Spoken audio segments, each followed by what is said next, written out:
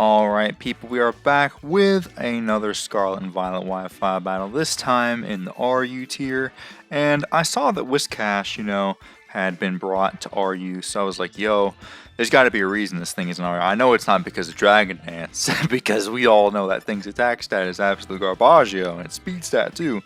Then I found out, oh, it's another ground water type that gets access to both Stealth Rocks and Spikes. So they're really just giving it to all. So I'm expecting that Swampert, I saw that they announced that all the starters are going to be in this game. I guess spoilers if you don't want to know that. But I mean, all the starters are apparently going to be in the game eventually. So I'm expecting Swampert to have both Stealth Rocks and Spikes. I'm just saying. If we can't have it use Toxic anymore, then it's got to use Stealth Rocks, Spikes, Earthquake, and I don't know, Liquidation or something. Either way, they lead off with Heracross as I lead off with Stacked, and I'm like, well, did I anticipate the Trailblaze? I think I did this live commentary, but I don't know what happened to the audio. I think I must have saved it to something else, and I can't remember what it was, or I might have not saved. I don't know what happened to it. Either way, it's gone, so I'm doing a post-com. So I switch out and they go for an SD and predict me. It's not like I could have done anything anyways. I was going to set up rocks and then die either way. So I'm like, well, I was anticipating them to go for the grass move. And I'm like, well, I'm already in. And I'm like, I don't think I'm going to be able to live this attack because I don't have any HP or defense investment at all. Maybe if it was obviously if it was a special attacker I could live. But in this case, I don't think I could live a +2 CC. So I'm like, well, or maybe I could, I don't know, but I'm like, here's what I'm going to do. I'm going to go out into my Abomasnow, and I'm going to get up the snow, because I'm like, the only way I'm not going to get swept by this thing going for Moxie Trailblaze is if I can somehow end up getting in my other guy. So they end up going for Pin Missile. So I'm like, oh crap, it's freaking loaded dice. I don't think they would run Arm Thrust. I think they just run CC. Because either way, it's 120 base power. It would have been like 125, I think, with Arm Thrust, but that's if they get all 5 hits. So I'm like, well, they're at +3 at this point. So my only hope, I'm like, well, I thought I was going to just flat out lose this battle, and it was going to be over from there. But I go Snow Cones, and I'm like, okay. Only thing I can do, I can't Terrastalize. Oh yeah, I'm gonna Terrastalize Heavy Spinner. Or do I actually go for a belly? I don't think I could ever afford to go for a belly drum at this point.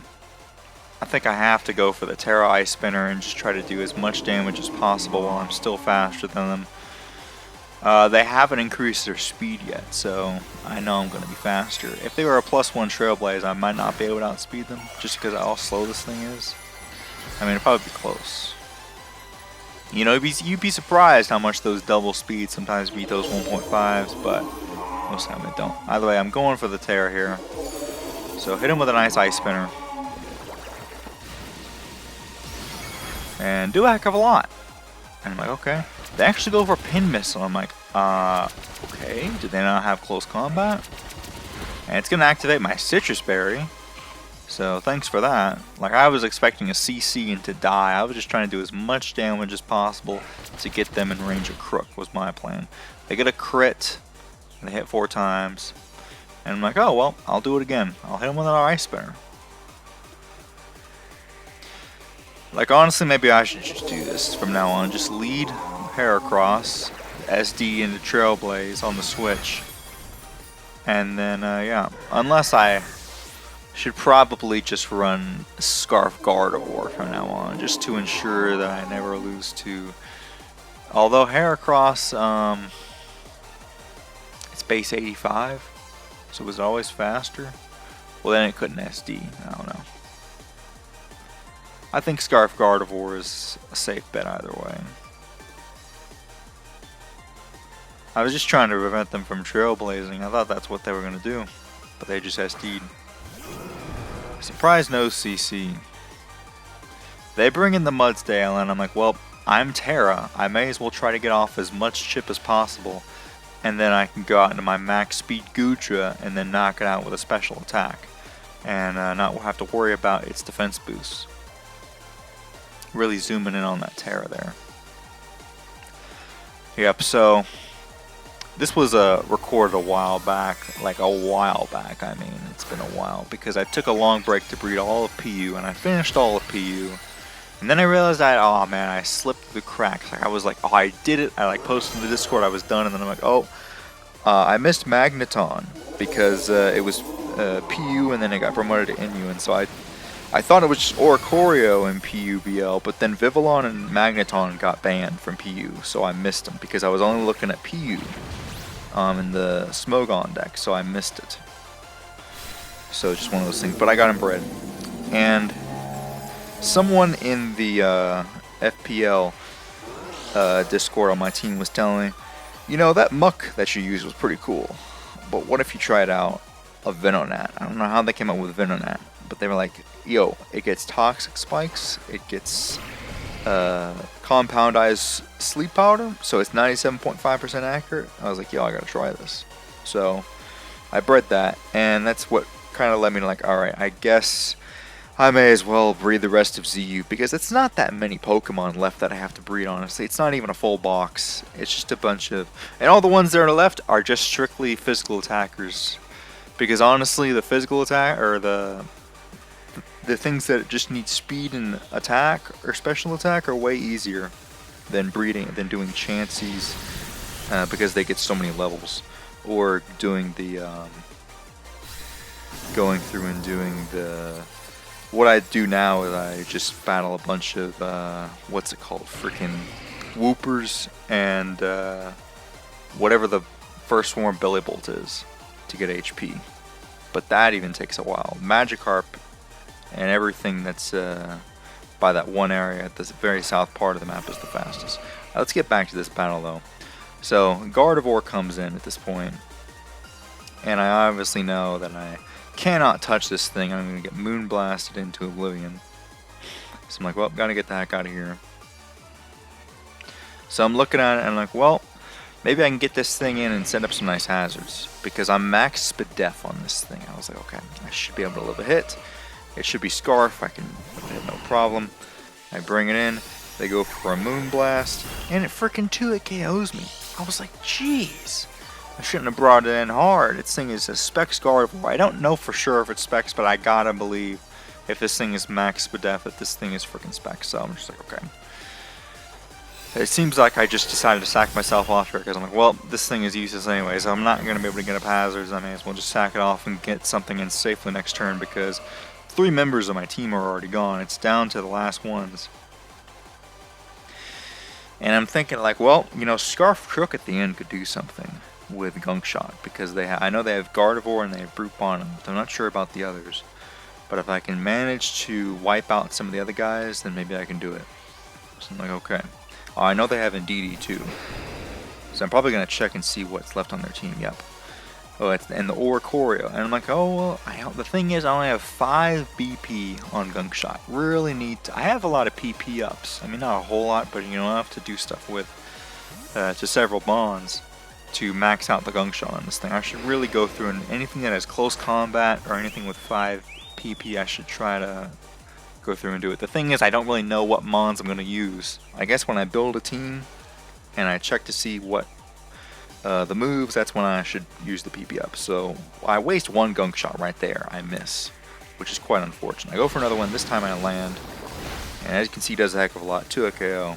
Would have been really nice to just knock him out clean. So at this point, they get their Revelation Dance off. I mean, Gunk Shot is what, like 80? Is it 80% accurate? 85? Something like that? I'm going for it again. I'm like, well, I may as well try. I know they can roost up, but I'm hoping that they choke or they don't do something here. So they did go for a roost, unfortunately for me, because now they are faster. And I use up yet another one, and I don't even connect. So not only I have 2 Gunk Shots left, and I really need to use it for Gardevoir, because that's probably the only way I'm taking Gardevoir down in this game, because the thing's still full.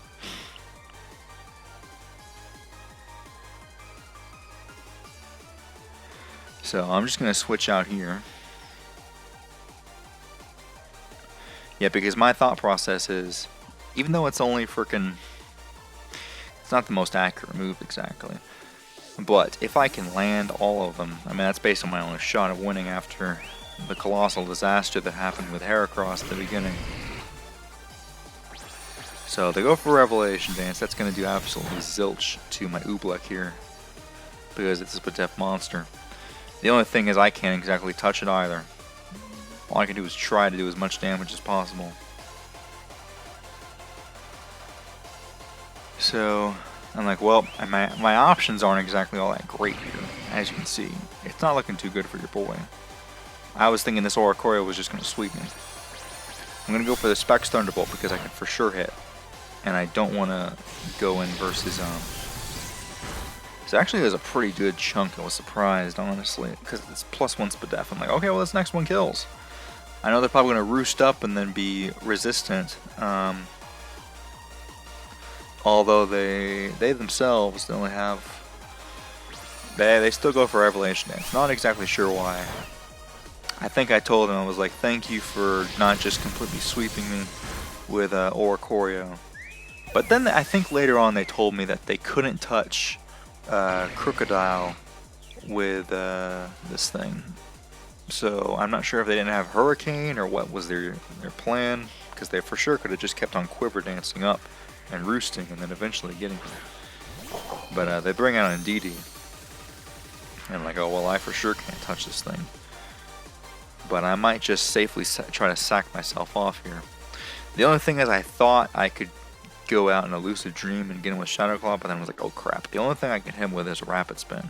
I can Wish, but that's about it. So,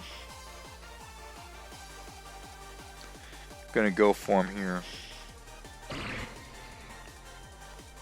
Oh, did they bring back the raids already for... I guess because I see people talking about it in Discord, they must have brought back the... I remember that now. Was it the 25th through the 26th they said or something like that? And then it's always like a day before, so today's the 24th. So, I guess they must have brought it back. I bring out Comatose because it's got a pretty good defense. Yeah, I think I made it max HP, max attack or something like that. I can't remember. But I'm lefty, so I know I could live. I know they're going to go for a Dazzling Gleam. Yeah, so I'm going to at least try to get some chip off, or at least wish up something. That was my plan anyways. So yeah, if they're going to withdraw, and if I can get a wish off on something, that'd be cool. Bring out Brute Bonnet. I'm like, well, I could try to... They can't put me to sleep, is the thing, because of my Comatose.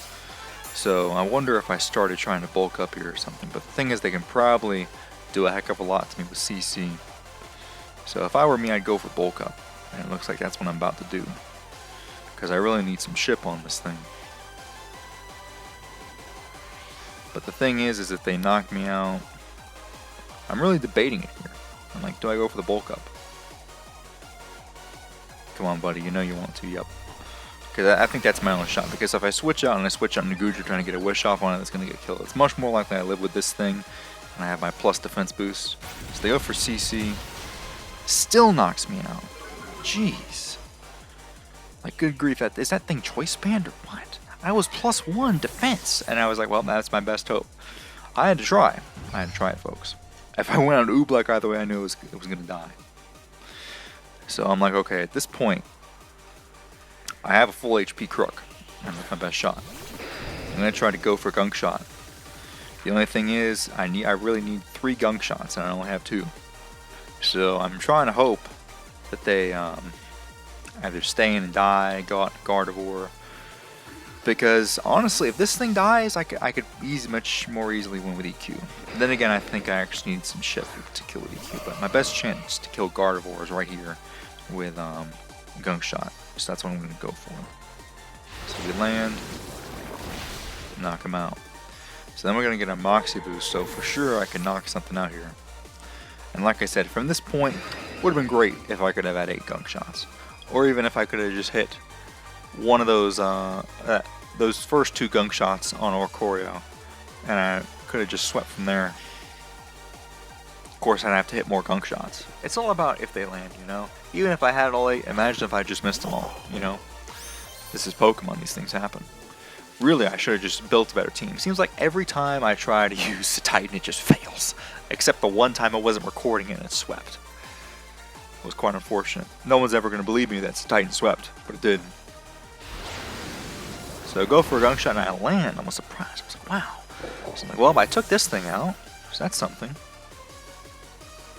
The only thing is I'm all out of gunk shots. Quite unfortunate for me.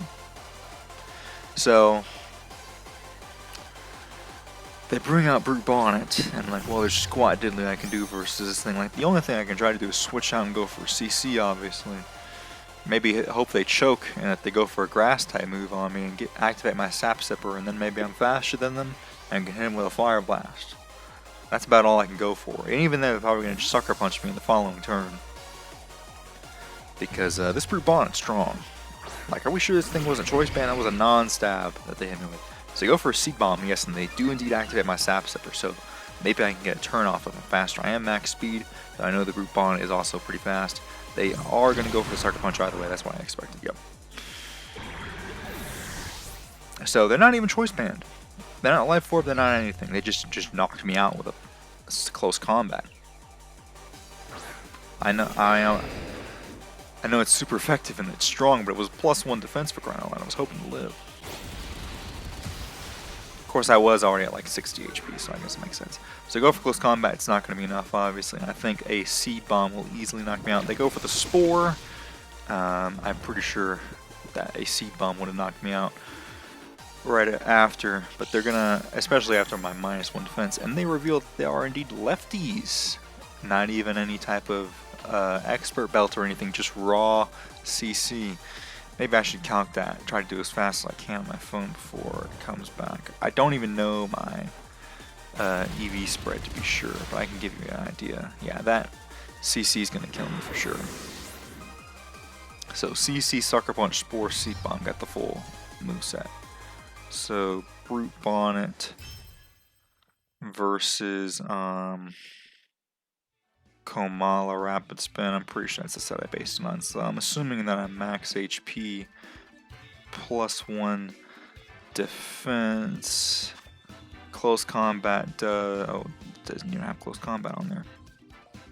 Close combat does 80 to 95 at +1 defense. This is crazy. I'm just looking at Kamal's defense right now, and it's 65-65. That's why. It's 95 defense stats. So even at +1, I really need to be at +2, I guess, to really be able to live any type of hits.